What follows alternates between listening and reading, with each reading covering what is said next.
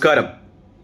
കേരളത്തിൽ അവിഹിത ബന്ധങ്ങൾ അത് കൊലപാതകത്തിൽ ചെന്നെത്തിക്കുന്നത് നിരന്തരം തുടർന്നുകൊണ്ടിരിക്കുന്നു എന്നാണ് ഏറ്റവും വലിയ യാഥാർത്ഥ്യം. പ്രത്യേകിച്ചും 2025 പിറന്നു വീണത് തന്നെ ഇത്തരം കൊലപാതകങ്ങൾ കേട്ടുകൊണ്ടായിരുന്നു. 2025 മാർച്ച്, ഏപ്രിൽ മാസങ്ങൾ വരെ ഇങ്ങനെയുള്ള കൊലപാതകങ്ങൾ കേരളത്തിൻ്റെ സാമൂഹിക അന്തരീക്ഷത്തിൽ നിറഞ്ഞു നിന്നു.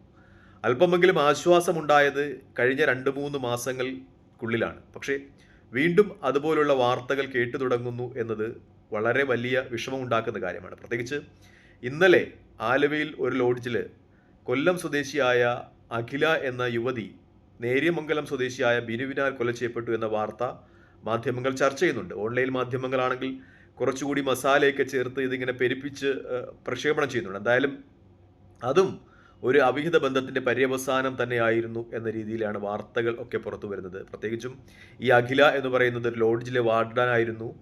ഈ ബിനു ഒരു ഡ്രൈവറായിരുന്നു. അങ്ങനെ ഇരുവരും പരിചയപ്പെട്ടു. നിരന്തരം അവർ ഈ ആലുവയിലെ ലോഡ്ജിൽ മുറിയെടുക്കാറുണ്ടായിരുന്നു എന്ന് പറയുന്നു. അഖിലയാണ് ആദ്യം എത്തുക, മുറിയെടുക്കുക. അതിനുശേഷം ബിനു വരികയാണ് ഉണ്ടാകുന്നത്.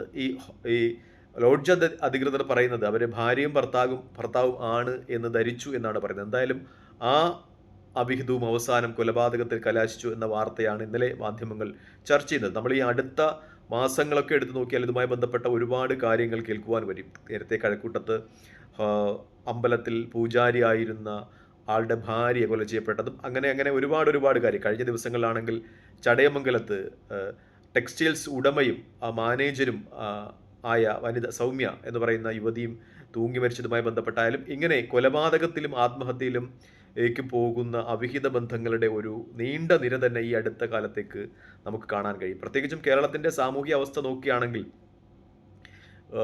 നമ്മൾ എല്ലാം നമ്മുടെ സദാചാരം എല്ലാം ഒളിച്ചു വെച്ചിരിക്കുന്നതാണ്. ആരും അറിയാതെ എന്തും ചെയ്യുവാൻ നമ്മൾ തയ്യാറാണ് എന്ന രീതിയിലായിരുന്നു. പക്ഷേ ഇപ്പോൾ അതൊക്കെ മാറിയിട്ട് പരസ്യമായി തന്നെ എന്തും ചെയ്യാനും ആളുകൾ തയ്യാറാണ് എന്ന രീതിയിലേക്ക് സംഗതികൾ മാറിയിട്ടുണ്ട് എന്നാണ് ഏറ്റവും പ്രധാനപ്പെട്ട യാഥാർത്ഥ്യം. പ്രത്യേകിച്ചും ഈ അവിഹിത ബന്ധങ്ങളിലേക്ക് ഏറ്റവും പരമപ്രധാനമായ ഒരു ഘടകം എന്ന് പറയുന്നത് ഏതെങ്കിലും ഒരാൾ ഇതൊരു ആത്മാർത്ഥ പ്രണയമായി കാണുമ്പോൾ മറ്റൊരു പങ്കാളി ഇത് വെറും ഒരു ലൈംഗിക നിർവൃതിക്കുള്ള കാര്യമായി ഒരു കാമ ഉപകരണം മാത്രമായി മറ്റേ പാർട്ണറെ കാണുന്നു എന്നതാണ്.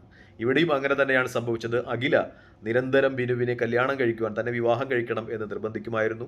ആ ആവശ്യവുമായി ബന്ധപ്പെട്ട് ബിനുവിൻ്റെ വീട്ടിലും അതുപോലെ പരിസരങ്ങളിലും നാട്ടിലുമൊക്കെ ചെല്ലുമായിരുന്നു. ഇത് ബിനുവിന് ശല്യമായി, അപമാനമായി. അക്കാരണങ്ങൾ കൊണ്ടാണ് ബിനു അഖിലയെ അഖിലയെ കൊല ചെയ്തത് എന്നാണ് ബിനുവിൻ്റെ ഭാഗത്തു നിന്നുള്ള വിശകലനം. മാത്രമല്ല ബിനു ഈ കൊല ചെയ്തതിന് ശേഷം അത് ലൈവായി വിളിച്ച് തൻ്റെ സുഹൃത്തുക്കളെ കാണിച്ചു എന്ന് പറയുന്നു. മദ്യത്തിൻ്റെ ലഹരിയിലായിരുന്നു എന്ന് പറയുന്നുണ്ട്. മദ്യം എല്ലാത്തിനുമുള്ള ഒരു ന്യായീകരണമാണല്ലോ. മദ്യം ഉപയോഗിച്ചാൽ എന്തും ചെയ്യാമെന്ന ഒരു ന്യായീകരണം മലയാളിയുടെ ഭാഗത്ത് നിന്ന് പണ്ടേ ഉള്ളതാണ്. എന്തായാലും ഇങ്ങനെയുള്ള കൊലപാതകങ്ങളൊക്കെ കേരളത്തിൽ കൂടി വരുന്നു എന്നത് തന്നെയാണ് ഏറ്റവും പരമപ്രധാനമായ കാര്യം. നേരത്തെ നമ്മൾ ചർച്ച ചെയ്ത ചടയമംഗലത്തിലെ സൗമ്യ എന്ന് പറയുന്ന പെൺകുട്ടിയുടെ കാര്യമായാലും, പെൺകുട്ടിയല്ല യുവതിയുടെ കാര്യമായാലും അവർക്കും കല്യാണം കഴിച്ച് കുട്ടികളുണ്ടായിരുന്നു. 2 പെൺമക്കളോ മറ്റോ ഉണ്ടായിരുന്നു, ഭർത്താവ് ഉണ്ടായിരുന്നു. എന്നിട്ടും അവർ മറ്റൊരാളുമായിട്ട് അതായത് അവർ ജോലി ചെയ്യുന്ന ടെക്സ്റ്റൈൽസിൻ്റെ മുതലാളിയുമായിട്ട് പ്രണയത്തിലായി. ഒടുവിൽ 2 പേരും ആത്മഹത്യ ചെയ്തു. പക്ഷേ നമ്മൾ ഈ 18ഉം 20ഉം വയസ്സുള്ള കുട്ടികൾ പ്രണയിക്കുന്നത് പോലെയും ഒളിച്ചോടുന്നതും പോലെയല്ല ഈ 40ഉം 35ഉം 50ഉം വയസ്സുള്ള ആളുകളൊക്കെ പ്രണയിക്കുന്നത്. അവരുടെ പ്രണയം മിക്കപ്പോഴും അവരുടെ മക്കളെയും അവരുടെ കുടുംബത്തെയും ഭർത്താവിനെയും ഒക്കെ ബാധിക്കുന്നു എന്നത് വലിയ കാര്യമാണ്. നിങ്ങൾ ആത്മഹത്യ ചെയ്തു കഴിഞ്ഞാലും അതിൻ്റെ ഒരു ബാഡ് ഇമേജ്, അതിൻ്റെ കറുപ്പ് നിങ്ങളുടെ കുടുംബത്തെ പിന്തുടർന്നുകൊണ്ടേയിരിക്കും, നിങ്ങളുടെ മക്കളെ പിന്തുടർന്നുകൊണ്ടിരിക്കും. അവരുടെ വിവാഹ ജീവിതമായാലും അവരുടെ കുടുംബജീവിതമായാലും സമൂഹത്തിലേക്ക് അവരെ അത്തരം കണ്ണുകളോടി നോക്കുന്ന ഒരു സ്ഥിതി വിശേഷം ഉണ്ടാകും. അതുകൊണ്ട് തന്നെ ഇത്തരം ബന്ധങ്ങളിൽ നിന്ന് പരമാവധി ഒഴിഞ്ഞു നിൽക്കുവാൻ തന്നെയാണ് എൻ്റെ ഒരു അഭ്യർത്ഥന. എന്തായാലും കല്യാണം കഴിച്ച ആളുകളുടെ ഇടയിൽ ഇത്തരം പ്രണയങ്ങൾ അത് ഒരു വിധത്തിലും ന്യായീകരിക്കാൻ പറ്റുന്നതല്ല എന്നാണ് ഏറ്റവും വലിയ യാഥാർത്ഥ്യം. നമ്മുടെ നാട്ടിലെ സാമൂഹ്യ അന്തരീക്ഷം കൂടുതൽ കലുഷിതമാകുന്നു എന്ന് തന്നെയാണ് ഏറ്റവും പ്രധാനപ്പെട്ട ഒരു സത്യമായി ഇതുമായി ചേർത്ത് വെക്കേണ്ടതുള്ളതാണ് ഏറ്റവും വലിയ യാഥാർത്ഥ്യം. പ്രത്യേകിച്ചും നേരത്തെയൊക്കെ പ്രണയത്തിന് പ്രായവും കാലവും ഒക്കെ ഉണ്ടായിരുന്നെങ്കിൽ ഇപ്പോൾ അതൊന്നുമില്ല. ഫേസ്ബുക്കിലോ അതുപോലെ ട്വിറ്ററിലോ അല്ലെങ്കിൽ ഇൻസ്റ്റഗ്രാമിലൊക്കെ ഒരു ഹായ് പറഞ്ഞാൽ പിറ്റേന്ന് സംസാരമായി, പ്രണയമായി, ഒടുവിലത് ലൈംഗികതയായി, പിന്നെ അത് കൊലപാതകമായി എന്ന രീതിയിലേക്ക് നമ്മുടെ സാമൂഹിക അന്തരീക്ഷം മാറിക്കൊണ്ടിരിക്കുന്നു എന്നത് വളരെ വേദന ജനിപ്പിക്കുന്ന ഒരു കാര്യമാണ്.